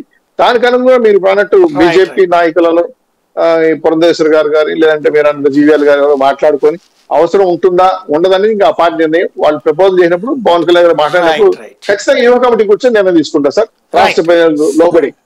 శేఖర్ రెడ్డి గారు ఏమంటారు? నమస్తే అండి సాయన్న, మీకు అలాగే ప్యానెల్లో సభ్యులందరికీ కూడా ముందుగా శుభ సాయంత్రం. విషయం ఏంటంటే టీడీపీ పార్టీ కాంగ్రెస్ తో పొత్తులు వెళ్ళొచ్చు, లేదంటే జనసేన బీజేపీతో కూడా పొత్తులు వెళ్ళొచ్చు. కాకపోతే నైతికత, రాజకీయాల్లో నైతికత అనేది ఒకటి ఉంటుంది. అది టీడీపీ పార్టీలో అసలు ముందు నుంచి లేదు, ఇప్పుడైతే మరీ కొరవడింది. ఎందుకంటే కార్గిల్ వార్ అనే దాన్ని ఒక అడ్డు పెట్టుకొని కార్గిల్ వార్ దృష్ట్యా దేశమంతా బీజేపీకి సానుకూల పవనాలు వచ్చాయి అన్న ఒక ఉద్దేశంతో అప్పటి వాజ్పేయి నేతృత్వంలోని బీజేపీతో పొత్తు పెట్టుకొని 99 ఎలక్షన్స్ లో చంద్రబాబు నాయుడు గట్టెక్కి ఆయన అధికారంలోకి వచ్చాడు. తర్వాత వెంటనే 2004 ఎలక్షన్స్ లో ఓడిపోగానే కేవలం ఈ బీజేపీ విధానాల వల్లే మేము ఓడిపోయాం, మోడీ గుజరాత్ లో అది చేయడం వల్ల మేము ఓడిపోయాం అని చెప్పేసి మోడీ మీద దుమ్మెత్తి పోసిన మాట వాస్తవం కాదు. తర్వాత 10 ఏళ్ల పాటు దూరంగా ఉండి 2004లో మళ్ళీ మోడీకి సానుకూల పవనాలు దేశమంతా 2014 సార్ 2014లో మోడీ గారికి దేశమంతా సానుకూల పవనాలు వస్తున్నాయి. మళ్ళీ బీజేపీ ప్రభుత్వం అధికారంలో రాబోతుంది. బీజేపీ సానుకూల ఓటుని మా టీడీపీ ప్రభుత్వానికి కూడా, టీడీపీ పార్టీకి కూడా అపాయించుకోవాలి అన్న ఉద్దేశంతో మళ్ళీ చంద్రబాబు నాయుడు గారు వెళ్ళేసి బీజేపీ సంకెక్కారు. తర్వాత అక్కడితో వదిలేస్తే ఇబ్బంది లేదు. మళ్ళీ 2019కి ముందు ప్యాకేజీలు మాకే ఇచ్చారన్నారు, అద్భుతమైన ప్యాకేజీలు అన్నారు, హోదా అంటే జైలుకే అన్నారు, అన్ని మాట్లాడి చివరిగా భజన తప్ప మీరేం చెప్తారు? ఇంకేమన్నా భజన తప్ప మీ పార్టీ మా భజన ఎందుకు? చంద్రబాబు నాయుడు మీ భజన చెప్పండి అంటున్నా. చౌదరి గారు వాళ్ళ వెర్షన్ వాళ్ళు చెప్పనియండి. శ్రీనివాస్ చౌదరి గారు ఇదే టాపిక్ అండి. నైతికత అనేది రాజకీయాల్లో ముఖ్యం. దాని గురించి దయచేసి వద్దు, డిస్టర్బ్ అవుతుంది. మీ టర్మ్ వచ్చినప్పుడు మీరు మాట్లాడండి. వాళ్ళ 2019 ఎన్నికలకు ముందు అదే మన బీజేపీ జాతీయ పార్టీ అధ్యక్షుడు, అప్పుడు జాతీయ పార్టీ అధ్యక్షుడు, ఇప్పుడు హోమ్ మినిస్టర్ అయినటువంటి అమిత్ షా గారు తిరుపతికి వస్తే రాళ్ళేసిన చరిత్ర ఇదే టీడీపీది కాన్వాయ్ మీద. మోడీ గారు గుంటూరు వస్తే నల్ల బెలూన్లు ఎదిరేసిన చరిత్ర వీళ్ళది. ధర్మ పోరాట దీక్షలు అని చెప్పి ఢిల్లీలో పెట్టి మోడీ గారిని ఎంత నీచంగా అతన్ని పర్సనల్ గా అటాక్ చేసినటువంటి నీచమైన చరిత్ర టీడీపీ. ఈ రోజు మళ్ళీ ఎలక్షన్స్ వస్తున్నాయి, మోడీ గారిని అలాగే జనసేనని ఇద్దరిని కలుపుకొని మళ్ళీ ఎలాగోలా లబ్ధి పొందుదాం, మళ్ళీ ఎలాగోలా ఎన్నికల్లో గెలుద్దామని ఒక చిన్న కుతంత్రం వెళ్తున్నారు. కానీ దీంట్లో ఎక్కడైనా నైతికత ఉందా? వాళ్ళే పొగుడుతారు, వాళ్ళే మళ్ళీ తిడతారు, మళ్ళీ వాళ్ళే పొగుడుతారు, మళ్ళీ వాళ్ళే తెలుస్తారు, విడిపోతారు, కలుస్తారు, మళ్ళీ కలుస్తారు, విడిపోతారు. ఎందుకు విడిపోతున్నారు? ఎందుకు కలుస్తున్నారు? వీటిలో ఎక్కడైనా రాష్ట్ర ప్రయోజనాలు ఉన్నాయా? ప్రతిసారి రాజకీయ ప్రయోజనాలు తప్పిస్తే రాష్ట్ర ప్రయోజనాలు ఎక్కడైనా ఉన్నాయా? అసలు చంద్రబాబు నాయుడు గారి రాజకీయ జీవితం ఎలా ఉందంటే సార్, ఆయన తిట్టిన ప్రతి ఒక్కరితో కలిశారు. ఆయన కాంగ్రెస్ ని తిట్టారు, కాంగ్రెస్ తో కలిశారు, బీజేపీని తిట్టారు, బీజేపీతో కలిశారు, జనసేనని తిట్టారు, జనసేనతో కలిశారు. ఆఖరికి మా పార్టీకి మొన్నటి వరకు చేసినటువంటి ప్రశాంత్ కిషోర్ గారిని కూడా విపరీతంగా తిట్టారు. మళ్ళీ ఆయన్నే స్ట్రాటజిస్ట్ గా తీసుకున్నారు. ఆయన రాజకీయ జీవితంలో ఆయన తిట్టి కలుపుకొని మా జగన్మోహన్ రెడ్డి గారిని ఒక్కరినే. సో రాజకీయాల్లో నైతికత లేకుండా వాళ్ళు బీజేపీతో పొత్తుపోతామంటే ఇది సమంజసం. ఇక్కడ ఒక పాయింట్ ఒప్పుకోరండి. ప్రశాంత్ కిషోర్ ఇవన్నీ పక్కన పెట్టండి. ఇప్పుడు ఇందాక లక్ష్మణ్ గారు ఒక పాయింట్ రైజ్ చేశారు. భారతీయ జనతా పార్టీతో కొంతమంది మధ్యవర్తులు ప్రయత్నించారు. మేబీ మీకు వాళ్ళకి మధ్యన వ్యాపార బంధాలను కలుపుకునేటటువంటి వాళ్ళు ఎవరైనా అంబానీలో, అదానీలో ఎవరో ప్రపోజల్ ఏమన్నా తెచ్చి ఉంటే వైఎస్ఆర్ కాంగ్రెస్ పార్టీ తిరస్కరించిందా? బీజేపీతో పొత్తు కుదరదనేసి, వద్దనేసి, అందుకోసం అటు వెళ్తున్నారని ఏమన్నా నిజమా? సార్ ఇవన్నీ కూడా మీడియా కథనాలు తప్పిస్తే ఇందులో ఎక్కడ వాస్తవం లేదు. మీడియాలో కూడా ఎవరు రాయలేదులేండి. సార్ మా జగన్మోహన్ రెడ్డి గారి స్టాండ్ ఒకటే సార్, మొదటి నుంచి కూడా సింగిల్ గానే వెళ్తాం, ప్రజల్ని నమ్ముకొని వెళ్తాం, అంతే తప్పిస్తే వేరే పార్టీతో, ఆ పార్టీతో, ఈ పార్టీతో లోపాయకారి ఒప్పందం పెట్టుకుని వెళ్లాల్సిన అవసరం మాకు లేదు. మా పార్టీ, మా నాయకుడు స్టాండ్ ఒకటే అండి, సింగిల్ గా వెళ్దాం, ప్రజల్ని నమ్ముకొని వెళ్దాం అనేది స్టాండ్. ఇంకొకటి రవికిరణ్ గారు ఇంతకు ముందు మాట్లాడుతూ ఓ మాట అన్నారు, మాకు అందరు బాహర్ 2 చోట్ల కూడా ఎక్కడా మాకు పొత్తు లేదండి, కేంద్రం నుంచి రాష్ట్రానికి ఏమన్నా ఇవ్వాల్సి ఉంటే వాటి గురించి మాట్లాడుకుంటాను తప్పిస్తే లోపల బయట మాకు లోపాయకారి ఒప్పందాలు ఎక్కడా లేవని చెప్పారు. దాన్ని కూడా మేము స్పష్టం చేస్తున్నాం. రాష్ట్ర ప్రయోజనాల కోసం కేంద్రంకి ఏమైనా సహకరించడం జరుగుతుంది, కేంద్రానికి బిల్లుల విషయంలో మద్దతు ఇవ్వడం జరుగుతుంది తప్పిస్తే ఎక్కడా కూడా కేంద్ర ప్రభుత్వంతో మేము పొత్తుల్లో భాగంగా వెళ్లే సమస్య లేదండి. దాని గురించి చర్చ కూడా జరగలేదు. రైట్. లక్ష్మణ్ గారు, ఇక్కడ ఓ ప్రధానమైనటువంటి అంశం ఓట్ షేరింగ్, అంటే ఓట్ షిఫ్టింగ్. పొత్తులలో సాధారణంగా ఒకళ్ళ ఓట్లు ఒకళ్ళకి షిఫ్ట్ అవ్వాలి. గతంలో కమ్యూనిస్టులతో లేదా కాంగ్రెస్ పార్టీతో, భారతీయ జనతా పార్టీతో పొత్తులు తెలుగుదేశం పార్టీకి జరిగినాయి. ఓట్ షిఫ్టింగు బీజేపీతో ఉన్నటువంటి సందర్భంలో 2 సార్లు ఓట్ షిఫ్టింగ్ జరిగింది, ఒకసారి జరగలేదు. ఈ దఫా ఓట్ షిఫ్టింగ్ అంటే జనసేన భారతీయ జనతా పార్టీలతో విభేదించి ఆ ఇద్దరు బయటికి వెళ్ళి మళ్ళీ ఇప్పుడు ఇద్దరు దగ్గరైతే వాళ్ళ ఓటర్ కూడా షిఫ్ట్ అయ్యి తెలుగుదేశం బెటర్ అనేటువంటి వైపుకి, అలాగే తెలుగుదేశం ఓటరు బీజేపీ జనసేనల వైపుకి షిఫ్ట్ అయ్యే అవకాశం ఉంటుందా? ఇప్పుడు తెలుగుదేశం ఓటర్లు అయితే ఎట్టి పరిస్థితుల్లో వాళ్ళకు నమ్మకం ఉండొచ్చేమో కానీ జనసేనకు కానీ బీజేపీకి కానీ వాళ్ళు ఓట్లు షిఫ్ట్ కావు. టీడీపీవి అవి వాళ్ళకే కన్ఫర్మ్ అవుతాయి. ఒకవేళ అభ్యర్థులున్నా కూడా ఓట్లు వెయ్యరు. అంటే ఇప్పుడు Chandrababu political life and death question అన్నప్పుడు ఖచ్చితంగా బాబు కోసం అన్న వెయ్యాలి కదా. ఎవరు లైఫ్ అండ్ డెత్ అని ఎవరు భావిస్తున్నారు? పార్టీ ఇప్పుడు మొన్న అంత స్ట్రగుల్ అవ్వాల్సి వచ్చింది జైళ్లలో పెట్టినటువంటి సిచ్యుయేషన్ కాబట్టి తెలుగుదేశంకి లైఫ్ అండ్ డెత్ క్వశ్చన్ ఈ ట్రిప్ కాకపోతే తొక్కేస్తాడు జగన్, కాబట్టి జగన్ ని తొక్కేయాలన్నటువంటి కసితో ఉన్నారు కదా వాళ్ళు. ఆ టైంలో షిఫ్ట్ అవరు. ఇప్పుడు తొక్కేయడం లేదా? రేపు ఎన్నికల్లో ఇంకా తొక్కేయడా? ఇవాళ పవన్ కళ్యాణ్ తోడొచ్చాడు, బీజేపీ కూడా తోడొస్తే వీళ్ళు వాళ్ళని తొక్కేయాలనుకుంటారు కానీ ఓట్ షిఫ్ట్ కూడా మనం ఇప్పుడు ఈ కూటమిని గెలిపించకపోతే రేపు పొద్దున జగన్ వచ్చాడంటే ప్రమాదం అని భావించరా? ఇప్పుడు ఒకటే అండి, ఓటర్స్ మైండ్ ఎలా ఉంటుందంటే ఇప్పుడు తెలంగాణలో చూసాం, ప్రభుత్వం దిగిపోవాలి, అవసరం లేదు, ఈ ప్రభుత్వం మనకేమి చేయటం లేదు అని భావిస్తే ఆల్టర్నేట్ ఎవరికి వేయాలని ఆలోచిస్తారు. ఆ ఎవరికి వేయాలనేది ఏది? గెలిచే పార్టీకి వేయాలని ఆలోచిస్తారు. ఇక్కడ ఏమైంది, లాస్ట్ మూమెంట్ లో కూడా బీజేపీ గెలవదు, అధికారంలోకి వచ్చే అవకాశం లేదు అని భావించి ఇక్కడ బీజేపీ ఓట్లు మీరు నమ్మరు కానీ ఇది ఇంటెలిజెన్స్ రిపోర్ట్ ఉంది, బీజేపీ సొంతంగా నివేదిక తెచ్చుకున్న రిపోర్టు మేరకే చెప్తున్నా నేను. 42 నియోజకవర్గాల్లో ఒక రోజు ముందు సాయంత్రమే ఇన్స్ట్రక్షన్స్ అన్ని వెళితే కేసీఆర్ ను ఓడించి తీరాలని బీజేపీ ఓట్లన్నీ ఆ 42 నియోజకవర్గాల్లో కాంగ్రెస్ పార్టీకి పడ్డాయి. తెలుసా? ఎవరు నమ్మరు? అసలు బీజేపీ ఓటర్ కాంగ్రెస్ కి సచ్చినయ్యారు కదా, వేశారు. ఎందుకు? అక్కడ కేసీఆర్ ఓడిపోవాలి కాబట్టి. ఎందుకు అంత కసి ఎందుకు వచ్చింది వాళ్ళిద్దరి మధ్యన? ఆల్టర్నేట్ లేదు కదా. ఇప్పుడు కాంగ్రెస్ గెలిస్తే దేశంలో మోడీకే ప్రమాదం కదా, దక్షిణాది మొత్తం మీద కాంగ్రెస్ గెలుచుకుంటూ వెళ్తే దెబ్బతీస్తాడు కదా, అట్లాంటప్పుడు కాంగ్రెస్ ని ఎలా గెలవనివ్వాలనుకుంటారు వాళ్ళు? మీరు మోడీ ఎలక్షన్లు ఇప్పుడు రాబోతున్నాయి కాబట్టి ఇప్పుడు చూడండి, ఇక్కడ పార్లమెంట్ సీట్లు పెరుగుతాయి. ఎందుకు? మొత్తము ఈ కాంగ్రెస్ వాళ్ళకు సంబంధించిన ఓటర్స్ కూడా కేంద్రంలో బీజేపీ రావాలి, మేము ఇప్పుడు తప్పదు, కేసీఆర్ ను ఓడించాలి కాబట్టి మేము కాంగ్రెస్ పార్టీకి వేస్తున్నామని న్యూట్రల్ గా ఉండేవాళ్ళు, ఇంకా ప్రత్యేకించి కేసీఆర్ వైపు ఉన్నటువంటి ముస్లిం ఓటర్లు కూడా డైవర్ట్ అయ్యారు. అందువల్ల ఇలాంటి పరిస్థితి పార్లమెంట్ ఎన్నికల్లో ఇప్పుడు మనకు 2 ఒకేసారి వస్తున్నాయి కాబట్టి అక్కడ నీకు ముందు అసెంబ్లీ ఎన్నికలు తీసుకున్నప్పుడు ఎవరు గెలుస్తారు, ఆల్టర్నేట్ ఏమిటి? ఇక్కడ బీజేపీ అక్కడ ఒంటరిగా పోతే అది గెలుస్తుందని దాని గురించి ఆలోచించేది ఉండదు. ఒకవేళ పార్లమెంటుకు ఎవరైనా పోటీ చేస్తే గనక కొన్ని ఓట్లు పార్లమెంటుకు డైవర్ట్ అయ్యేటువంటి అవకాశం ఉంటాయి తప్ప ఈవెన్ టీడీపీకి వేసే ఓటరు కూడా పార్లమెంటుకు వచ్చేసరికి నరేంద్ర మోడీ గారికి వేయడానికి కొంత చూడండి డిఫరెన్స్ కనపడుతుంది. రేపు ఎన్నికలు జరిగిన తర్వాత మనం చర్చించుకుంటే అసెంబ్లీ పార్లమెంట్ కి ఎక్కువ వచ్చే అవకాశం ఉంటుంది, బీజేపీకి పార్లమెంట్ కి ఎక్కువ పట్టింది. అందువలన అక్కడ ఖచ్చితంగా బీజేపీకి సంబంధించి ప్రభుత్వ వ్యతిరేక ఓట్లు ఏవైతే ఉన్నాయో అవి గెలిచే పార్టీని చూసుకుంటాయి. చూసుకున్నప్పుడు జనసేన టీడీపీ గెలుస్తుంది అని నమ్మకం కలిగితే నమ్మకమే కాదు, ఇంకా ఆల్టర్నేట్ లేదు కదా. ఆ వ్యతిరేక ఓటు అనేది ఆల్టర్నేట్ లేదు, బీజేపీ ఆల్టర్నేట్ కాదు కాబట్టి ఖచ్చితంగా జనసేన బీజేపీకి ఓట్లు పడతాయి, వ్యతిరేక ఓట్లు. అందుకనే కదా జగన్మోహన్ రెడ్డి గారు తమ సర్వేలలో నెగిటివ్ ఓటు పెరిగింది అని ఇవాళ అభ్యర్థులను మార్చేసి కొత్త వాళ్ళను తీసుకొచ్చి బీసీ కార్డు తీసుకొచ్చి ఈ కొంత ప్రజల్ని డైవర్ట్ చేసే ప్రయత్నం చేస్తున్నాడు. అంటే అసమ్మతిని తగ్గించే ప్రయత్నం చేసుకుంటున్నాడు. ఒకటి.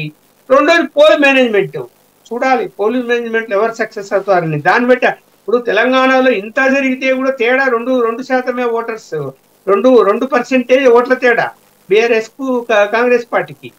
అందువల్ల నీకు పోల్ మేనేజ్మెంట్ అనేది కూడా మోర్ ఇంపార్టెంట్. అక్కడ ఏం జరుగుతుంది లాస్ట్ మూమెంట్ లో అంటే ఇవాళ భయంతో ఉన్నారు తెలుగుదేశం వాళ్ళు, ఏం చేస్తాడో రేపు జగన్మోహన్ రెడ్డి గారు మమ్మల్ని అసలు మనం జనాలు పోలింగ్ కేంద్రాలు పోనిస్తాడా, మమ్మల్ని లోపల ఏమైనా వేస్తాడా, ఏం చేస్తాడో, డబ్బులు బాగా పంచుతాడా, ఇవన్నీ కూడా వాళ్ళు భయంతో ఉన్నారు. కాబట్టే బీజేపీ పెట్టే కండిషన్లకు అంగీకరించి ఒప్పుకునే పరిస్థితి ఇవాళ కనిపిస్తున్నది. ఇక్కడ చిన్న లాజిక్ పాయింట్ చౌదరి గారు అంటోంది తెలుగుదేశం కండిషన్స్ పెడతదని లేదు. తెలుగుదేశాన్ని వెరీ క్లియర్ గా చెప్తున్నా, తెలుగుదేశమే ప్రతిమలాడుతూ ఉన్నది. ఇది వాస్తవము.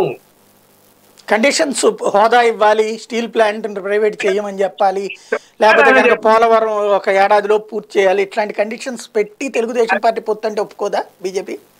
అవన్నీ ఒట్టిది. No conditions, unconditional, no conditions. మరి అప్పుడు ప్రజలకు ఏమని చెప్తారు? ఏం చెప్తారు ప్రజలకు? జగన్మోహన్ రెడ్డి గారు రాక్షసుడు, మేము ఓడించాలి, మాకు బీజేపీ అవసరం, కేంద్రంలో రేపు అధికారంలోకి వస్తుంది అని చెప్తారు. అంతే.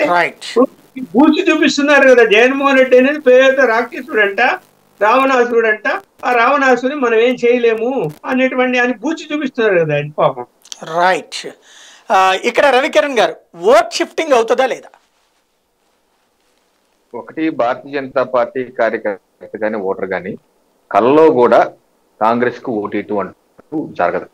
సో ఇది విశ్లేషకులు వారు వారి అభిప్రాయం గౌరవిస్తేనే నేను పూర్తిగా వివేచిస్తున్నాను. అటువంటి జరగదు. That's not possible. Number 1. Number 2, ఇందాక మీరు చెప్పినట్టు సాయి గారు 2014 ఎన్నికల్లో జనరల్ గా గమనించింది ఏంటంటే, మేము కూడా విశ్లేషకులు ఎవరన్నా సరే, Bharatiya Janata party voter TDP కోటేస్తున్నారు, కానీ టీడీపీలో ఉన్నటువంటి major section of voters BJP candidate కి ఓటు వేయట్లేదు. అది నేను నా కాకినాడ కార్పొరేషన్ ఎన్నికల్లో కూడా నేను గమనించాను. నేను అధ్యక్షుడిగా ఉండి నేను ఎన్నికలు లీడ్ చేశాను కాబట్టి ఆ రోజు అది కూడా గమనించాను. అదొకటి. సో ఇదొక ప్రాబ్లం. సెకండ్ ప్రాబ్లం ఏంటంటే, 2018లో భారతీయ జనతా పార్టీ నుంచి ఏదైతే ఎన్డీఏ నుంచి వెళ్ళిపోయినప్పుడు చంద్రబాబు నాయుడు గారు చేసినటువంటి వ్యాఖ్యలు, నరేంద్ర మోడీ గారిని చేసిన దుర్భాషలు, అమిత్ షా గారి మీద చేసిన దాడులు, అది ఏ భారతీయ జనతా పార్టీ కార్యకర్త మర్చిపోడు. చూడండి, అసెంబ్లీలో ప్రస్తావన, నరేంద్ర మోడీ గారి భార్య ప్రస్తావన, నాకు తెలిసి ఏ అసెంబ్లీలో చేయనటువంటి ఒక దురాగతాన్ని చంద్రబాబు నాయుడు గారు ప్రస్తావించి భార్యనే చూసుకునే దేశాన్ని చూసుకుంటారని చెప్పి తిట్టం. అలాగే బాలకృష్ణ గారు అమ్మనా బూతులు తిట్టారు హిందీలో, అది ఎవరికి అర్థం కావా?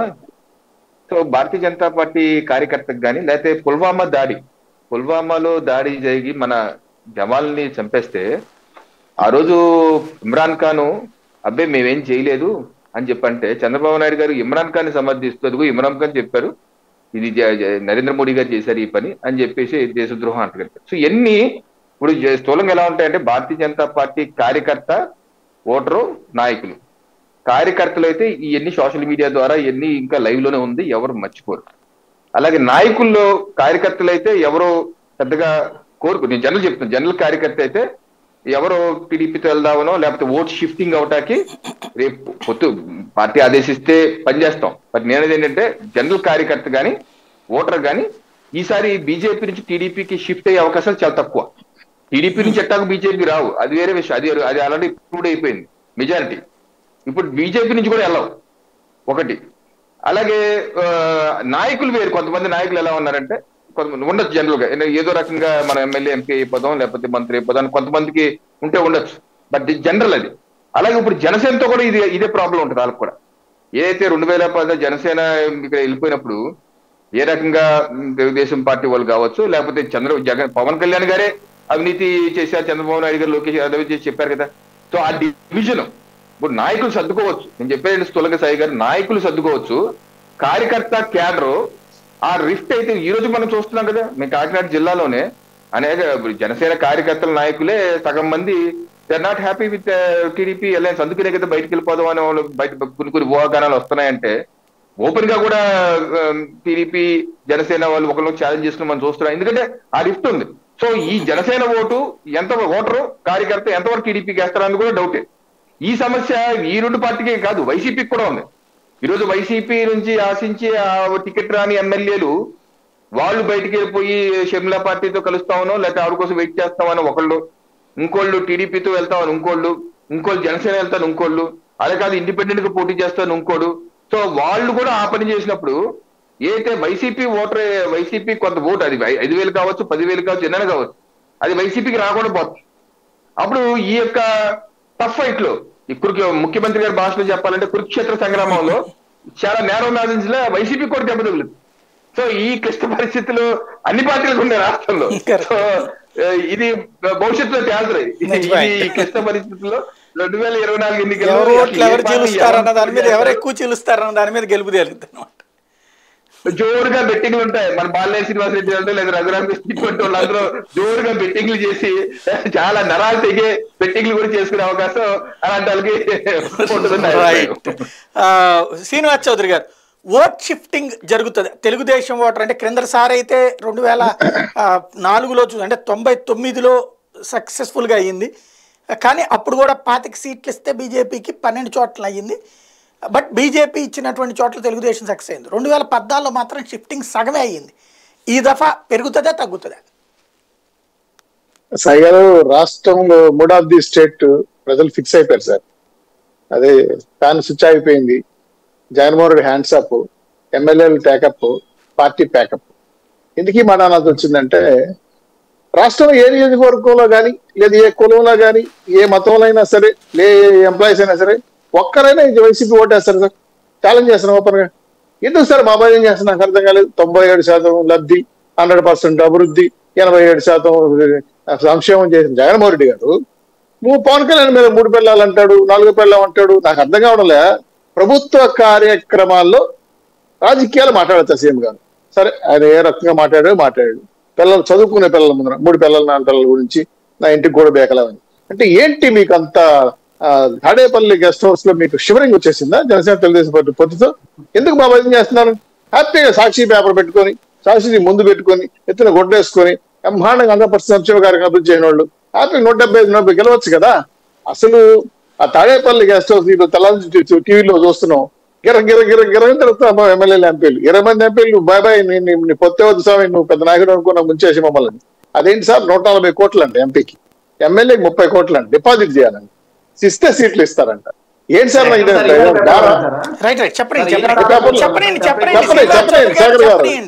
రెడ్డి గారు ఈ విధంగా చెప్పిన తర్వాత ఒకసారి వాళ్ళు షాక్ అయ్యారు.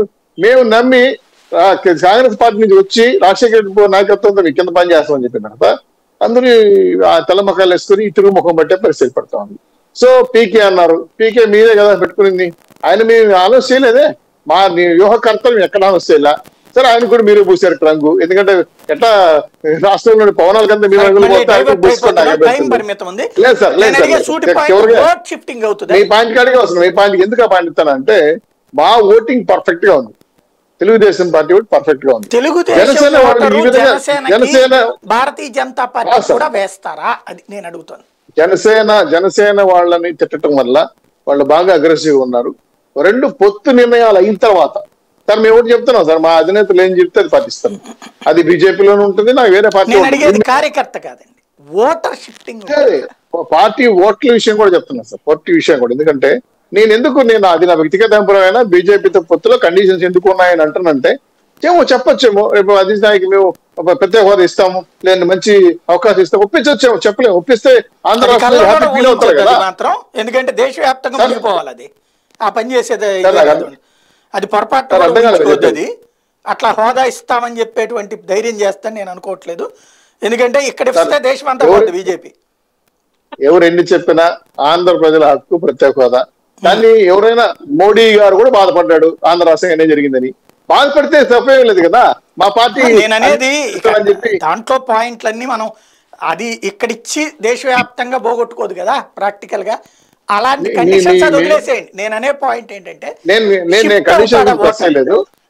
నేను కండిషన్ ఒప్పుకోలేదు. మా పార్టీ నాయకులు ప్రజలు ఒప్పిస్తారు, జనసేన నాయకులు ఒప్పిస్తారు. పొత్తు కుదరకపోతే మాత్రం 2 పార్టీలతోనే ముందుకెళ్తాం. 2 గత ఎన్నికల్లో జరిగిన పొరపాటు అంటే పవన్ కళ్యాణ్ గారు ఇండివిజువల్ గా చేయటం, కొన్ని పార్టీతో కలుసుకొని మేము సపరేట్ రావటం, బీజేపీ వాళ్ళతో సపరేట్ ఇచ్చే వాళ్ళు పోటీ చేయటం, అంటే కొన్ని ఓటింగ్ ప్యాటర్న్ మారింది.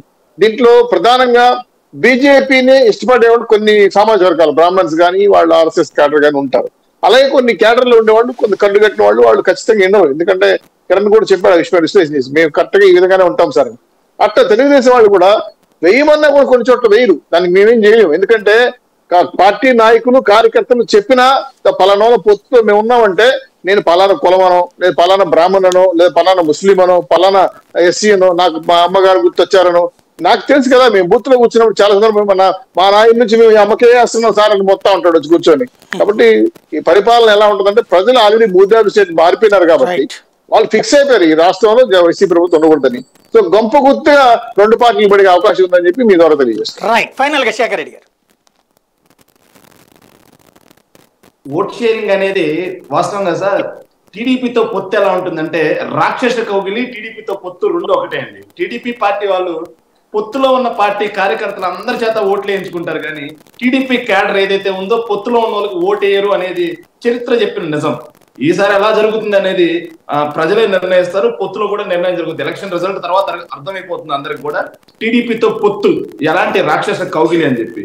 శ్రీనివాస్ చౌదరి గారు ఇంతకు ముందు మాట్లాడుతూ రాష్ట్రం దివాలా తీసిపోయింది అని ఒక మాట మాట్లాడారు సార్. దానికి చిన్న సమాధానం చెప్పాను నేను.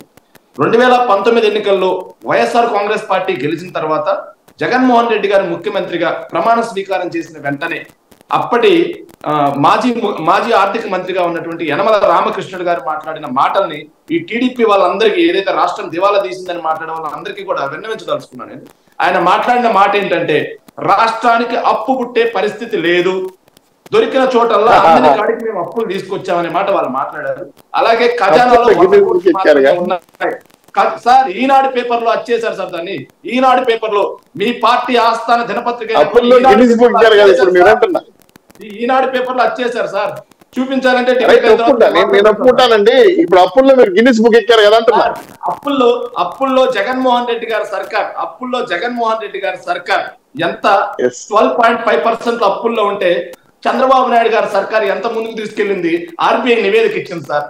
మీ ఈనాడు పేపర్లోను అలాగే ఆంధ్రజ్యోతి పేపర్లోను కరపత్రికలు అవి మీ పార్టీకి, వాటిల్లో రాసిని పట్టుకొని ఆర్బీఐ నివేదికని మీరు కాదంటారు, కాగ్ నివేదికని మీరు కాదంటారు, నేషనల్ పేపర్ లో చేసిన అభివృద్ధిని మీరు కాదంటారు, కళ్ళకు కనపడి కాదంటారు. వీటన్నిటిని మీరు కాదంటూ మూడ్ ఆఫ్ ది ప్రజల్లో మారిపోయింది, మూడ్ ఆఫ్ ది పీపుల్ మారిపోయింది.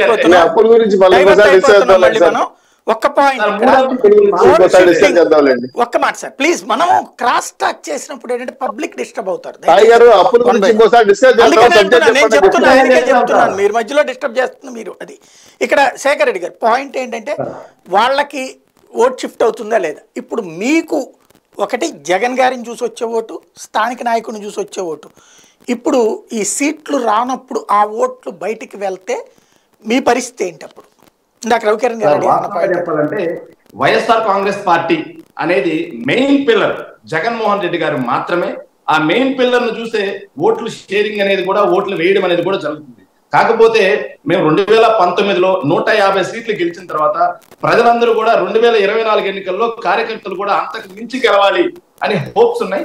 మా పార్టీ సిద్ధాంతం కూడా ఏంటంటే 175కి 175 గెలవాలి అనేది మా నినాదం. దానికి అనుగుణంగా సామాజిక సమీకరణాలు, లోకల్ గా ఉన్నటువంటి ఇష్యూస్, లోకల్ గా క్యాడర్ కొంతమంది మీద వ్యతిరేకత వ్యక్తం చేయడంతో ప్రతి సీటు గెలవాల్సిందే అన్న ఉద్దేశంతో కొంతమంది నాయకులను తీసి పక్కన పెట్టడం జరుగుతుంది. వాళ్ళకి మా పార్టీ స్పష్టమైన హామీలు ఇవ్వడం కూడా జరుగుతుంది. మా పార్టీలో నమ్ముకున్న ఉన్న వాళ్ళకి మీరు ఎందుకు పిల్లి సుభాష్ చంద్రబోస్ గారు ఉన్నారు, ఓడిపోయినా సరే మంత్రి ఇచ్చారు, తర్వాత రాజ్యసభ సభ్యులుగా చేశారు. మోపుదేవి వెంకటరమణ గారు మంత్రి ఇచ్చారు, తర్వాత రాజ్యసభ సభ్యులుగా చేశారు. ఇలాగే మా పార్టీని నమ్ముకొని ఉంటే ఏ రోజైనా సరే మీకు న్యాయం జరుగుతుంది, ఎన్నికల తర్వాత మీకు సముచిత స్థానం ఇస్తామని చెప్పేసి మా పార్టీ. ఒక్క పాయింట్ చెప్పండి, షర్మిల ఇంపాక్ట్ ఏ కోణంలో ఉంటుంది అంటే ఇప్పుడు ఒక్క మాట, ప్రభుత్వ పోలరైజేషన్ అన్నటువంటిది ఒక పాయింట్, ఏది ప్రభుత్వ వ్యతిరేక ఓటు పోలరైజేషన్ అన్నది ఒక పాయింట్. కానీ ప్రభుత్వానికి అనుకూల లేదా జగన్కి అనుకూల ఓటు షిఫ్ట్ అయితే ఏమవుతుంది సార్? షర్మిల గారు ఇప్పటి వరకు కూడా ఎక్కడ కూడా అధికారికంగా నేను కాంగ్రెస్ పార్టీలో చేరుతున్నాను, అలాగే ఏపీకి పిసిసి సభ్యురాలుగా నేను అధ్యక్ష బాధ్యతలు తీసుకుంటున్నానని చెప్పి ఎక్కడా స్టేట్మెంట్ ఇవ్వలేదు. అలాగే కాంగ్రెస్ పార్టీ అధినాయకత్వం కూడా ఎక్కడా స్టేట్మెంట్ ఇవ్వడం జరగలేదు. అసలు స్టేట్మెంట్ ఇవ్వకుండా వాళ్ళు చేరకుండానే దాని గురించి మాట్లాడటం అప్రస్తుతం. ఒకవేళ వాళ్ళు నిజంగానే జాయిన్ అయితే మా పార్టీ నుంచి ఖచ్చితంగా స్పందన ఉంటుంది, ఆ రోజు ఖచ్చితంగా స్పందిస్తాం. రైట్, అంటే ఓట్ షిఫ్టింగ్ అన్నటువంటిది జరగకుండా ఇప్పుడు ఏది ప్రభుత్వ వ్యతిరేక ఓటు అన్నటువంటిది పోలరైజేషన్ అన్నది ఇప్పుడు తెలుగుదేశం వేస్తున్నటువంటి స్కెచ్, అది మిమ్మల్ని భయపెట్టట్లేదు ఇందాక ఆయన అన్నట్టుగా? సార్ మా పార్టీ నుంచి ఎంతమందికి లబ్ధి చేకూర్చాం మా ప్రభుత్వం, అలాగే మా పార్టీ ఎంత అభివృద్ధి చేశామనేది మా అధ్యక్షుల వారు ముఖ్యమంత్రి జగన్మోహన్ రెడ్డి గారు స్పష్టంగా తెలియజేయడం జరుగుతుంది. అలాగే మా పార్టీ కార్యకర్తలు కూడా ప్రజల్లోకి తీసుకెళ్తాం. మేము మా పార్టీకి పోయినసారి 50% ఓటింగ్ వచ్చింది, అది ఒక 5-6 పెరిగే పరిస్థితి తప్పిస్తే 1% కూడా తగ్గే పరిస్థితి లేదు సార్. అంటే ఈవేళ మనం ముందంతా ఉండేటువంటిది ఒకటి ఉంటుంది. సాధారణంగా ఏ ప్రభుత్వానికైనా వ్యతిరేకత లేకుండా ఎప్పుడూ ఉండదు, ఎంత అద్భుతమైనటువంటి పాలన అయినా సరే. కాబట్టి ఆ వ్యతిరేకతని అంచనా వేసుకుని ఏమన్నా సమీకరణాలు మారినయ్యా, లేకపోతే మా సమీకరణం అదే వచ్చేస్తుంది అన్నటువంటి ధైర్యంతో ఉన్నారా? సార్ వ్యతిరేకత అనేది ఏ పార్టీకైనా ఉంటుంది, ప్రభుత్వంలో ఉన్న ఏ ప్రభుత్వానికైనా ఉంటుంది. దానికి అనుగుణంగానే మా పార్టీ అధినాయకత్వం సర్వే రిపోర్ట్స్ అన్ని తీసుకుని లోకల్ గా నాయకుల్ని ఎలా అంటే సర్దుబాట్లు చేయడం, సీట్లు సర్దుబాట్లు, అలాగే పోల్ మేనేజ్మెంట్, వీటి గురించి మా పార్టీ అధినాయకత్వం కసరత్తు చేస్తుంది. 2024లో చంద్రబాబు నాయుడు గారిని శాశ్వతంగా హైదరాబాద్ కి అంకితం ఎలా చేయాలి, అలాగే పవన్ కళ్యాణ్ గారిని శాశ్వతంగా సినిమాలకు ఎలా అంకితం చేయాలనే దిశగా మా పార్టీ అధినాయకత్వం కసరత్తు చేస్తుంది. ప్రజలు కూడా దానికి అనుగుణంగా తీర్పు ఇవ్వబోతున్నారు. Right, thank you very much అండి. శేఖర్ రెడ్డి గారు, శ్రీనివాస్ చౌదరి గారు, రవికిరణ్ గారు, లక్ష్మణ్ గారు. ఇది పరిస్థితి. రాజకీయం అయితే క్షణానికి మలుపులు తిరుగుతూ ఉంటుంది. కాకపోతే ఈ మలుపులు ఎవరికి ప్రయోజనం చేకూరుస్తాయి? షర్మిల ఇంపాక్ట్ ఏ విధమైనటువంటి షర్మిల ఇంపాక్ట్తో జగన్ ఓడిపోవడం ఖాయమన్న తెలుగుదేశం నమ్ముతుంటే షర్మిల ఇంపాక్ట్ ఏముండదు. అదే సమయంలో భారతీయ జనతా పార్టీ జనసేనల పొత్తు వలన ఎదురు దెబ్బ తగిలేటువంటిది తెలుగుదేశం పార్టీకే ఓట్ షిఫ్ట్ కాదన్నట్టు వైఎస్ఆర్ కాంగ్రెస్ పార్టీ నమ్మకం. ప్రజలు ఏ విధంగా ఆలోచిస్తారన్నట్టు రాబోయే రోజుల్లో తేలాల్సినటువంటి ఏం జరుగుతుందో చూద్దాం.